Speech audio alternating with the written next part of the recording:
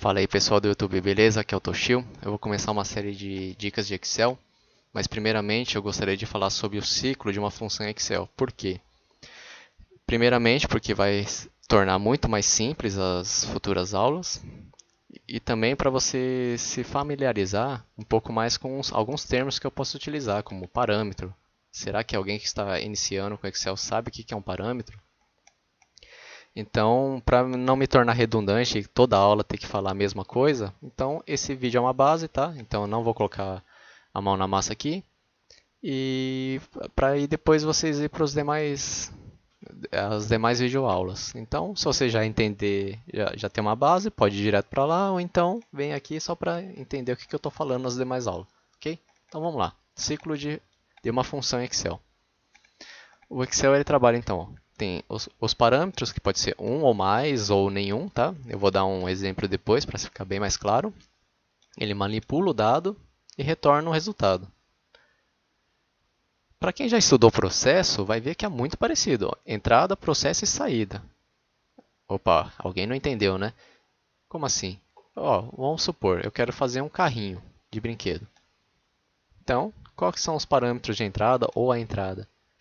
As rodinhas, o parafuso, a carcaça do carrinho, etc. Manipulação do dado ou processo? É a montagem do carrinho. E a saída é o carrinho pronto, certo? Em Excel, nos parâmetros, ele trabalha com variáveis. Por que variáveis? Eu fiz uma função aqui personalizada. Me diga se faz sentido para vocês. Então, ó, uma função pública, não se preocupe com isso, tá? Eu depois, futuramente, eu faço uma videoaula para vocês aprenderem a criar suas próprias funções. Então, eu dei o nome de Toshio. Aqui é o nome da variável, porque eu não sei o que vocês vão informar aqui, então é só uma referência aqui para o meu sistema saber. E eu coloquei que ela é tipo inteiro. Eu já vou falar um pouco das variáveis, tá? É só para vocês entenderem um pouco como que funciona a função por trás dos bastidores. E aqui, ó, eu coloquei que o resultado, então a saída ela vai armazenar aqui. Eu falei que a saída é o número que você me informar vezes 10. Mas vamos supor aqui que no lugar do número que você me informou, eu coloquei o número 2. Então vamos usar essa função, ó, igual a Toshio. Ó, o Excel reconhece minha função, hein, ó, Toshio. Aí sim. Isso dá para impressionar aí o chefe de vocês. Então, ó, vamos lá. Eu coloquei, então ele recebe uma variável, como eu disse, né? Calma aí, como que é uma variável? Aqui, ó, o x. Eu falei que é do tipo inteiro aqui. Então é uma variável só. Ou um parâmetro, né? Então eu coloquei o número 1, fecha parênteses. Ué, trouxe 20. Se colocar 6, trouxe 20. Mas qualquer número que eu coloco aqui, ele está trazendo o mesmo resultado? Claro. Por quê? Eu coloquei aqui, ó, não interessa, eu estou pegando o número que você informou aqui e joguei fora, porque no final eu faço o número 2 vezes 10. Então, primeiramente, para mostrar que não precisa ser x, eu vou escrever número aqui. No lugar do 2 eu vou colocar um número. Então, por quê? Ele vai armazenar o número que você informou aqui. E vai chegar aqui embaixo e falar, oh, então, pega aquele número lá que você informou e faz vezes 10. Então eu vou voltar aqui, ó, 9. Opa, 90, 5, 50, 2, 20. Opa, agora fez sentido, né? Então, toda função em Excel vai trabalhar com variáveis, porque cada um vai ter uma necessidade diferente. E quais são os tipos de variáveis? Eu coloquei as principais aqui, tá? Tem o tipo string, que é o tipo texto, então qualquer letra.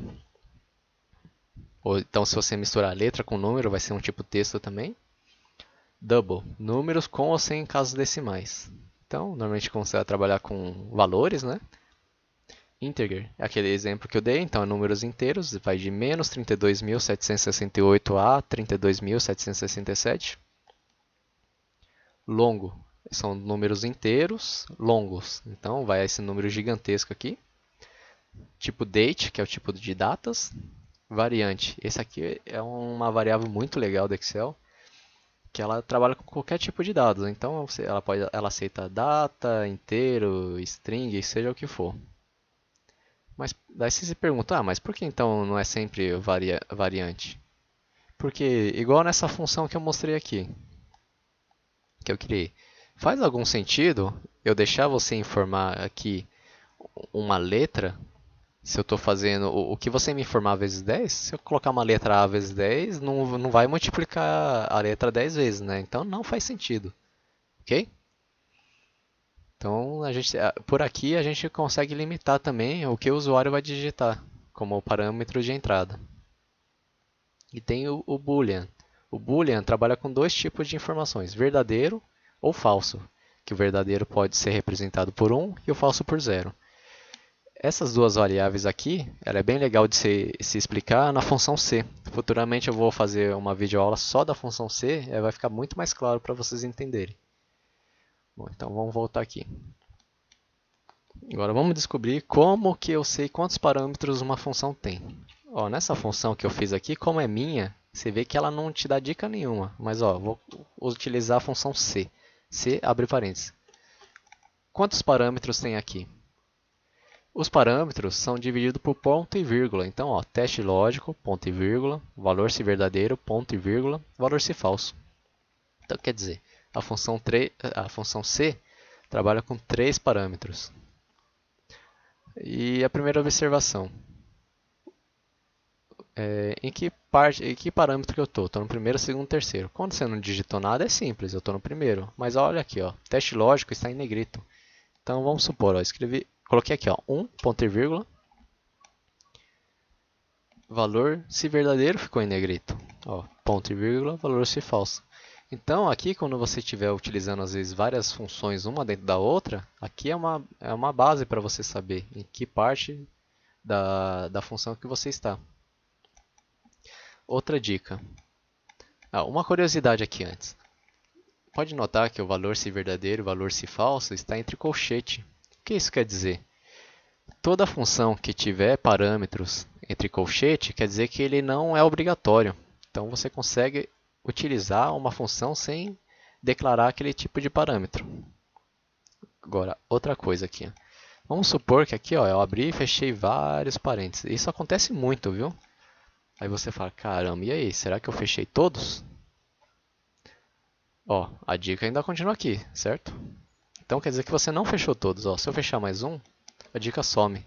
A partir que a dica sumiu, é que aí isso quer dizer que você abriu e fechou todos os parênteses.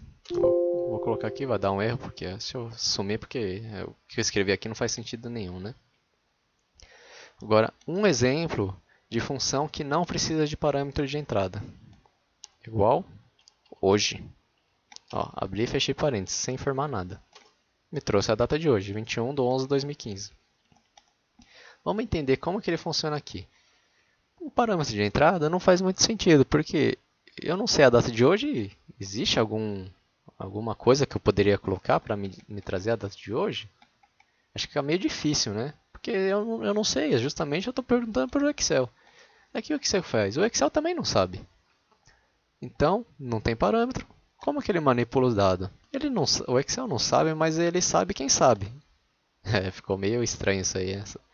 Mas ó, quem que sabe essa informação? O sistema operacional. Então, o que o Excel faz? O sistema operacional. Me diz que dá até hoje, hein? Aí o sistema operacional, opa, tá aí. Hoje é dia 21/11/2015. Aí o Excel ele armazena na memória e traz o resultado para você. Simples assim. Bom, como eu disse, não se preocupe aí com a função personalizada que eu criei, que futuramente eu ensino para vocês sem problema nenhum. Como eu disse, essa videoaula é uma base só para vocês entenderem como que funciona o ciclo. Eu acho que vai ajudar muito aí futuramente. Espero que tenham gostado. Se gostou, dá um joinha.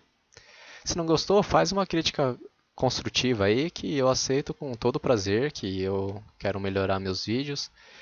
E se tiver dúvida também, posta aí que eu vou ajudar com todo prazer. Então vamos lá, como cada um aprende melhor de uma maneira, então eu quero que vocês também dêem sugestões para que eu comece a melhorar meu vídeo e consiga atender a maior parte das pessoas, ok? É isso aí, um grande abraço e até mais.